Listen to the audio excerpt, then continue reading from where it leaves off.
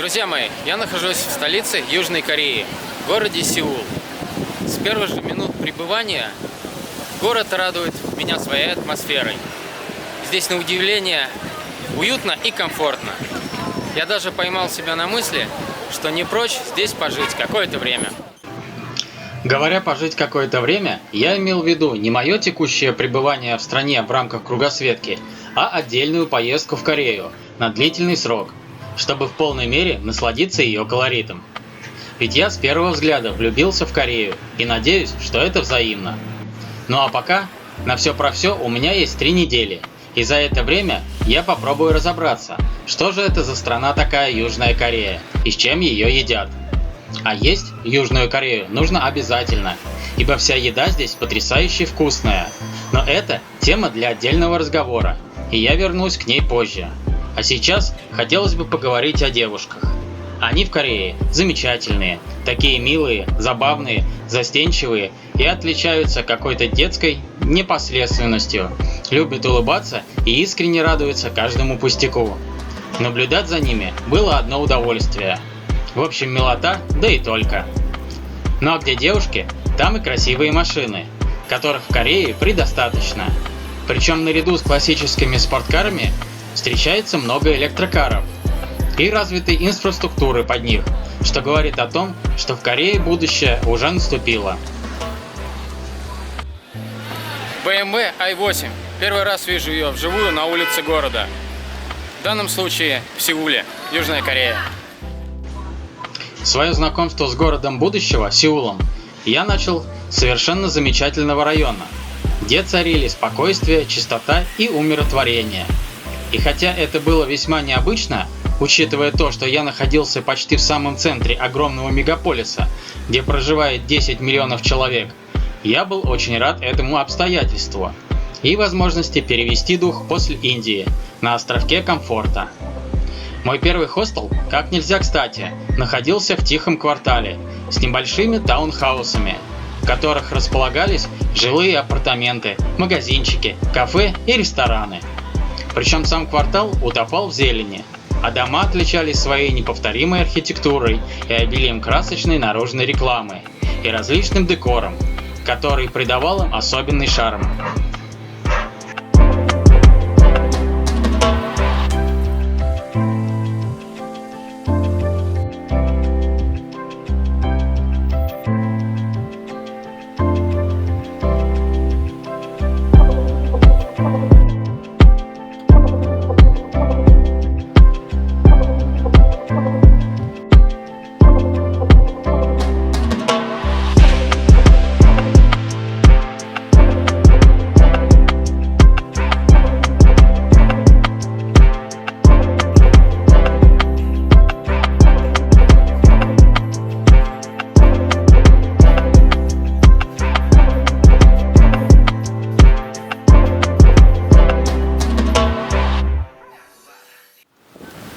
В квартале рядом с моим хостелом располагается парк. Интересно, что по его территории пролегает бывшая трамвайная линия или линия метро. И даже сохранились отдельные рельсы в виде экспонатов или декора. Забавно было вот так присесть с рюкзаком на остановке возле настоящих рельс и подождать несуществующего поезда. Вообще удивительно, как корейцы просто из ничего могут сделать памятник или интересный артефакт для украшения города. Подобно этому. И забегая вперед, скажу, что такие инсталляции я буду наблюдать по всей Корее. Ну а за парки и ландшафтный дизайн корейцам отдельный респект. Молодцы. Остальным смотреть и учиться.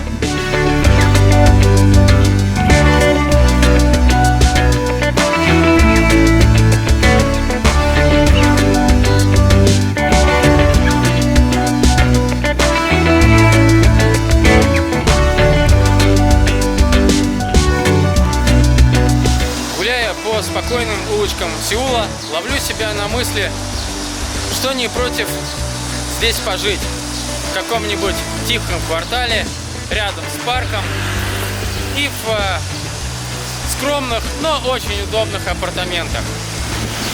Вот, например, как эти, которые находятся за моей спиной. Ну и мерседесик для передвижения по городу тоже не помешал бы.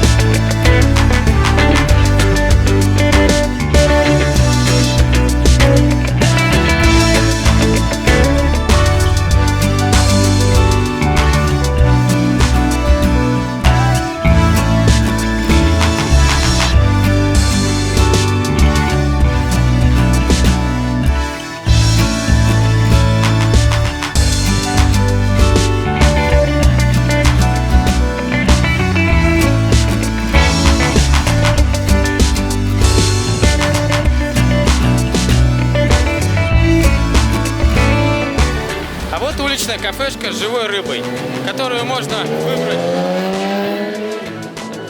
мотоциклисты из аквариума, и тебе ее приготовят.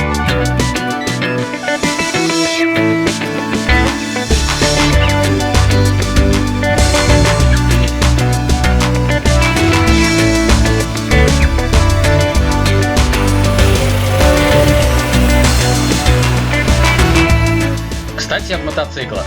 Именно в Корее я в первый раз всерьез задумался о мототеме. В том плане, чтобы применить ее на себя и включить мотопутешествия в свой круг интересов. И Корея – это именно та страна, по которой я бы хотел прохватить на каком-нибудь спортбайке с красивой азиаточкой за спиной. Что же, запрос во вселенную послан, и думаю, совсем скоро мое желание воплотится в жизнь. Ну а пока автостоп и общественный транспорт – это наше все. На них и уповаю. По истечении первого дня в Корее я сделал два вполне определенных вывода. Первый – это то, что в Южной Корее очень здорово, а второй, что сюда нужно приезжать с деньгами. И таким нищебродом, как я, здесь делать особо нечего. Я прежде всего имею в виду обилие всевозможных кафе и ресторанов с национальной кухней и десертами. На каждом шагу продаются мороженое, коктейли, десерты, которые выглядят очень аппетитно и хочется их попробовать. Однако цена на них очень даже кусается. Цена на десерты, коктейли, кофе и тому подобные ништяки начинается от 500 рублей. Вот и считайте сами. В рамках кругосветки это, конечно же, очень дорого. Ну а если приехать сюда отдохнуть на неделю или две, это будет очень шикарный гастрономический вояж. Но даже в режиме строгой экономии денег голодным в Корее не останешься. И если и поискать, то всегда можно найти недорогие, уютные, а самое главное вкусные и сытные кафе национальной или, к примеру, вьетнамской кухни. Слушайте, национальная корейская еда после индийской просто бальзам на душу. Она представляет, в данном случае она представляет из себя лапшу с говядиной, соевый соус и что-то непонятное, но вполне съедобное на вкус, типа желтой морковки и какие-то соленья. Ну а порция, сами видите, просто огромная, и ей можно объесться. Что я сейчас и сделаю. Как правило, в таких заведениях к основному блюду идут дополнительные закуски в виде солений или маринованной редиски, как в этом случае. И само собой разумеется, соевый соус и бесплатная питьевая вода. Заказ в кафешке оплачивается с помощью автомата. К оплате принимаются кредитные карты и наличные. На экране выбирается меню по картинке, где сразу видно стоимость продукта.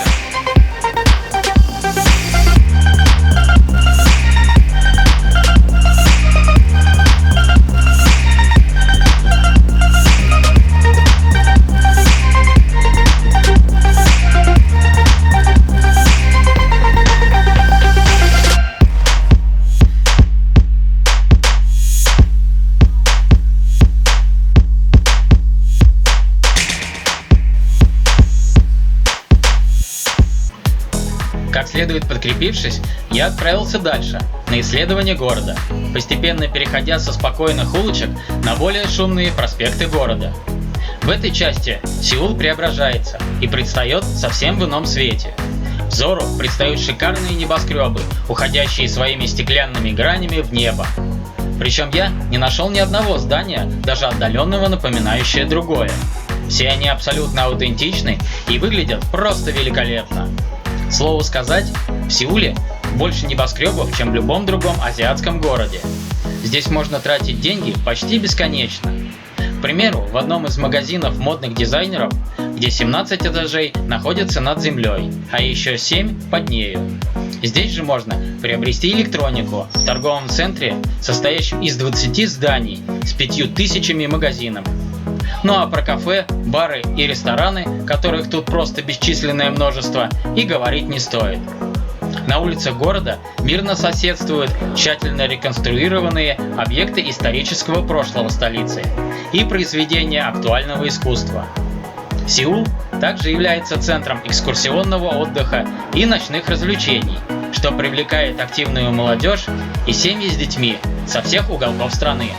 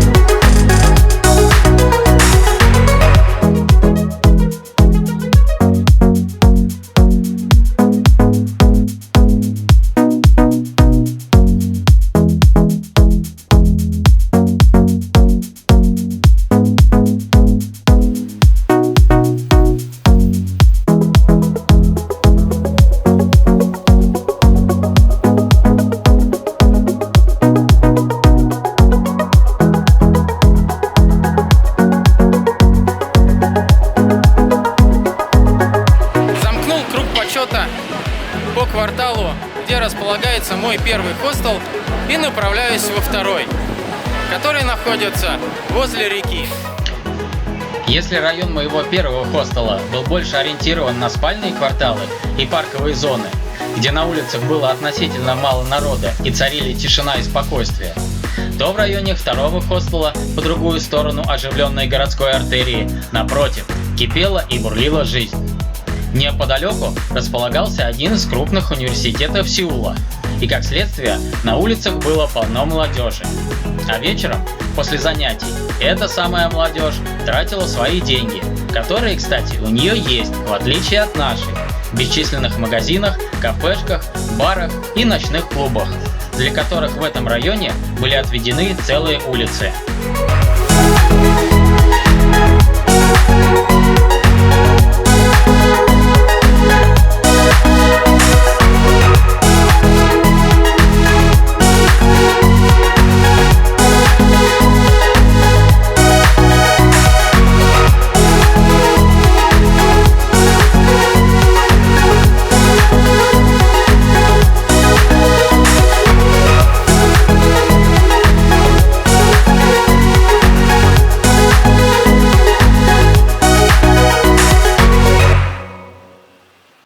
Вот молодцы все-таки корейцы. Чтобы пустое пространство под мостом не пропадало, сделали здесь тренажерную площадку.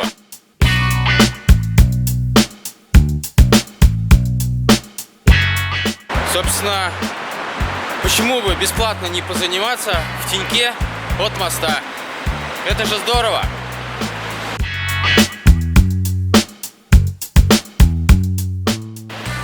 Вдоль моста по нижнему уровню проложена велосипедная дорожка. Причем, что характерно, с направлением движения. То есть ехать можно только в ту сторону. Ну, а мне остается найти подъем на мост, чтобы перебраться на остров, где находится деловой квартал с небоскребами. Сеуле просто какое-то огромное количество мостов, переброшенных через реку Ханган. А пока я топаю по мосту из одной части города в другую, расскажу о муниципальном устройстве Сеула.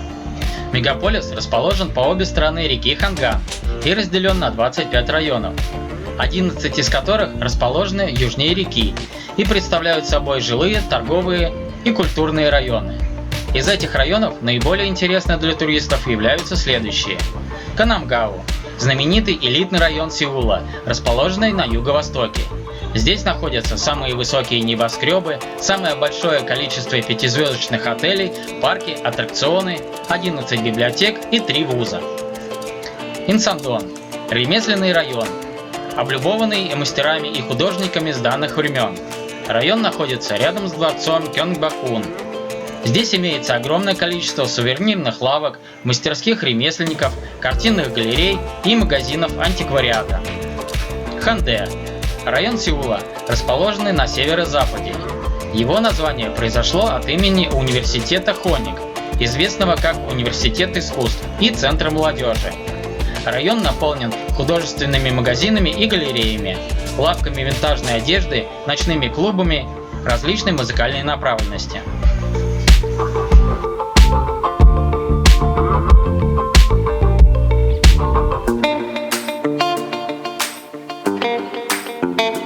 Перебрался я через мост на другую сторону реки и оказался в Ханган-парке. Здесь располагаются велосипедные дорожки, соответственно, можно взять велосипед на прокат. Ну и, соответственно, тренажерка и прогулочная зона. Корейцы, надо сказать, с удовольствием пользуются развитой спортивной инфраструктурой города. Дети катаются на роликах, молодежь крутит педали на великах, ну а старшее поколение в меру сил и возможностей кряхтит на тренажерах, парках и скверах.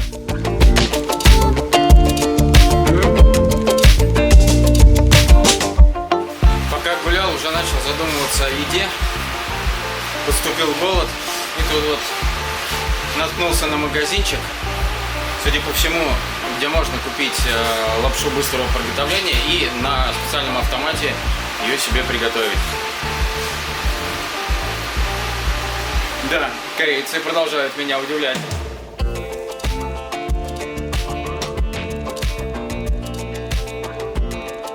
Вот, собственно, и выбор дошиков, которые можно себе приобрести и приготовить.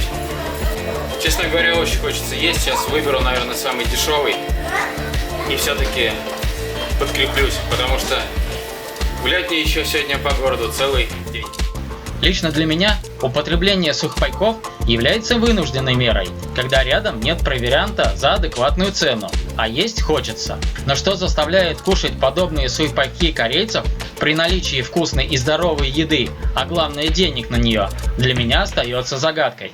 Затарился в магазине корейским дошиком, и сейчас у меня будет трапеза, достойная богов, на берегу прекрасной реки под мостом. Что может быть лучше? Приятного мне аппетита!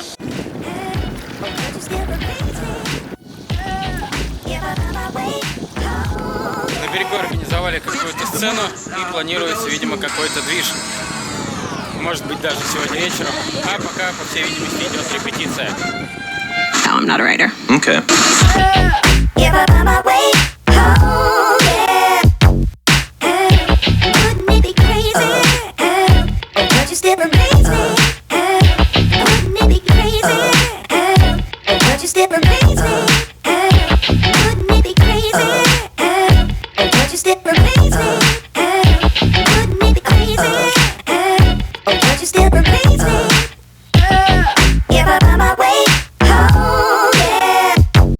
Зачем я только плачу за хостел?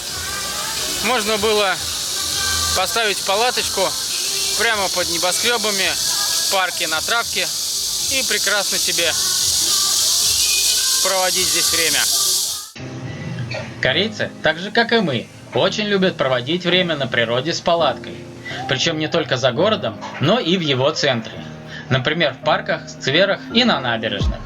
Причем городские власти отводят специальные места для таких кемпингов, где есть вся необходимая инфраструктура – туалеты, душевые, питьевые фонтаны и мусорные контейнеры для раздельного сбора мусора и дальнейшей его переработки. В России в фонтанах купаются только десантники на день ВДВ, а в Южной Корее с удовольствием плескаются детишки.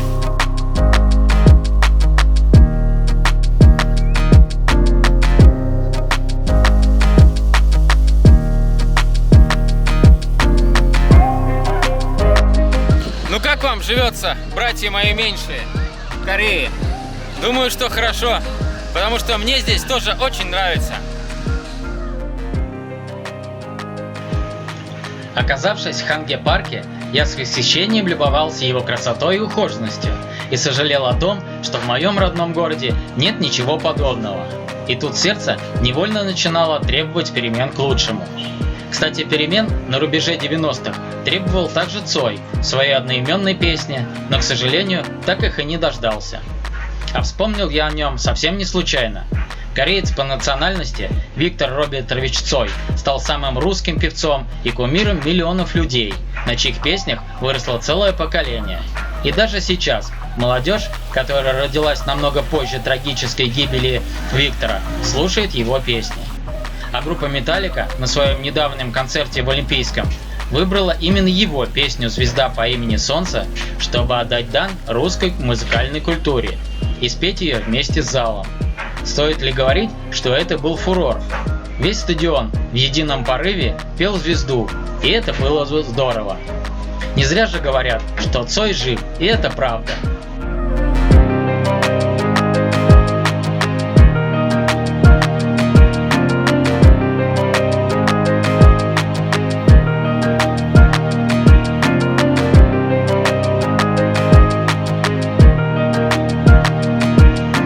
В Корее творчество Цоя также весьма популярно, и многие известные группы делают кавер-версии его песен. Корейцы вообще очень любят петь и делают это повсюду. Особенно, на мой взгляд, им удаются лирические композиции.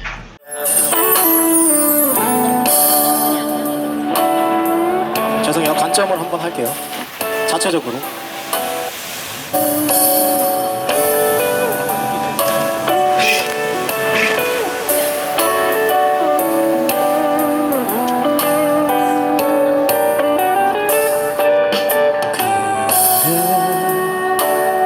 난 취했는지도 몰라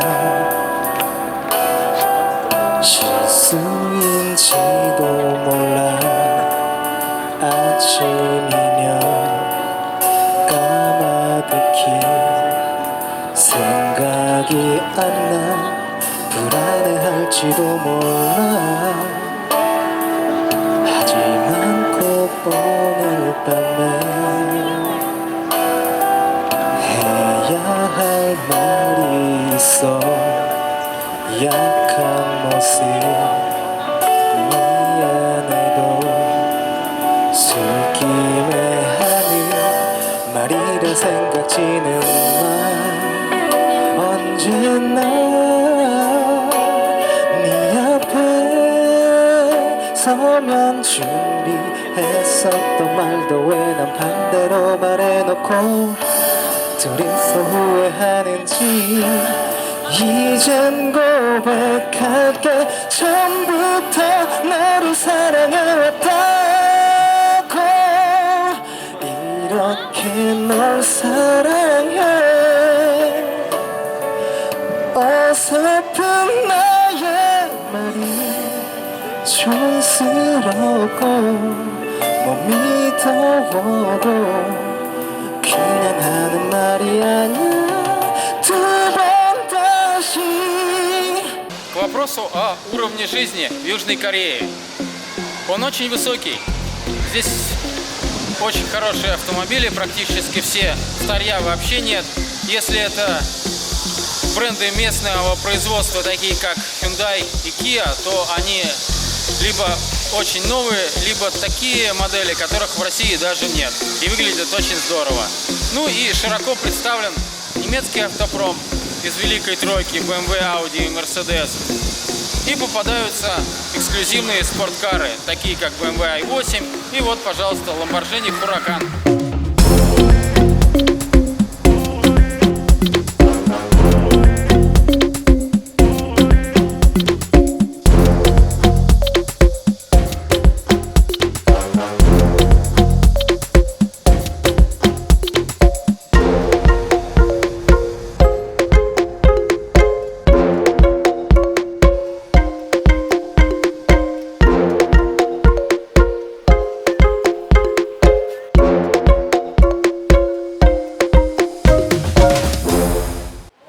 После прогулки по парку Ханганг у меня было запланировано посещение самого высокого здания в Сеуле – Building 63. Однако подъем на его смотровую площадку стоит денег. И, к сожалению, мой бюджет уже не предполагает подобных трат.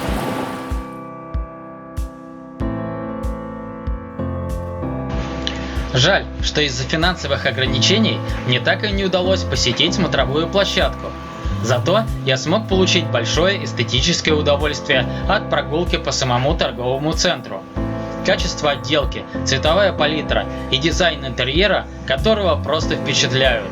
Все горит, блестит и подсвечивается. Ну что тут скажешь, пацаны вообще ребята, могете? Надо сказать, что внутри торговый центр очень здорово оформлен и декорирован. Вот, к примеру, павильон, где продают цветы. Выглядит здорово.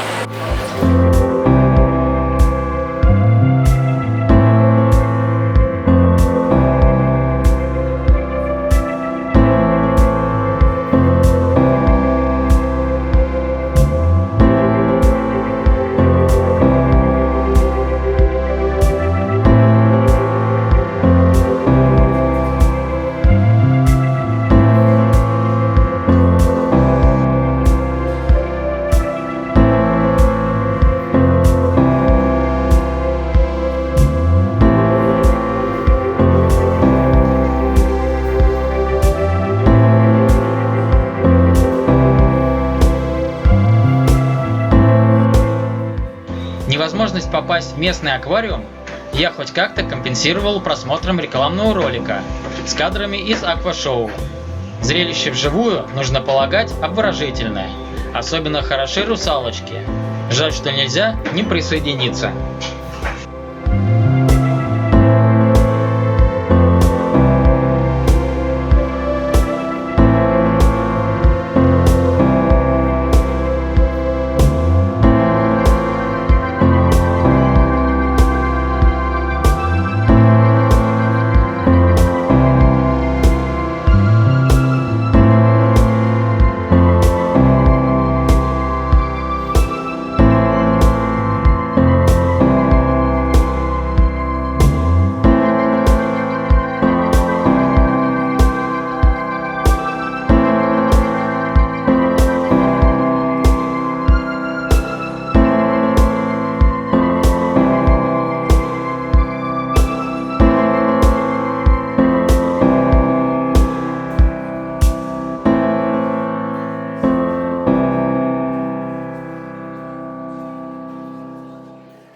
Вечером парк преобразился.